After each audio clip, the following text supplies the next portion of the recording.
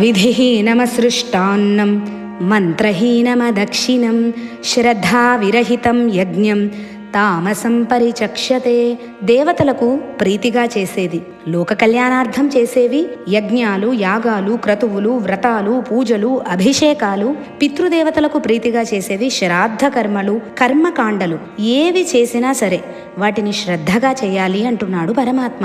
బ్రాహ్మణులు రావడం, పూజలు చేయించడం, అందరికీ భోజనాలు పెట్టడం విధిగా చేయాలి. చేయించిన బ్రాహ్మణులకు దక్షిణలు ఇవ్వాలి.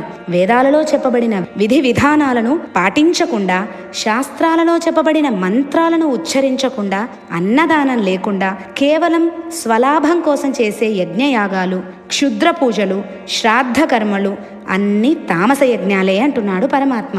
చాలామంది పితృదేవతలకు జలతర్పణాలు, పిండ ప్రదానాలు చేస్తారు, భోజనాలు పెడతారు. కానీ చేయించిన బ్రాహ్మణులకు దక్షిణ ఇచ్చేటప్పుడు ఇంత ఇవ్వాల్సి వచ్చిందే అని బాధపడుతూ ఇస్తారు. కానీ బ్రాహ్మణులు వాటి మీద బ్రతుకుతారు, అదే వారి జీవనోపాధి అని ఆలోచించరు. మనం నెలంతా పనిచేసి జీతం తీసుకున్నట్టు వాళ్ళు ఏ రోజుకు ఆ రోజు మన చేత కర్మక్రతువులు జరిపించి దక్షిణల రూపంలో పారితోషకం తీసుకుంటున్నారు.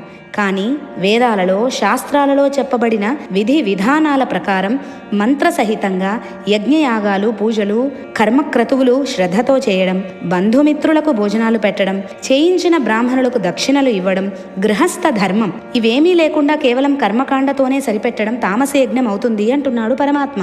అంతకు మించి మీరు చేసే పూజలలో, క్రతువులలో శ్రద్ధాభక్తి తప్ప అన్నీ హంగులే, ఆర్భాటాలే. మాంత్రికులు, తాంత్రికులు చేసే క్షుద్ర పూజలు, శ్మశానాలలో జరిగే చేతబడులు ఈ కోవకే వస్తాయంటున్నాడు పరమాత్మ.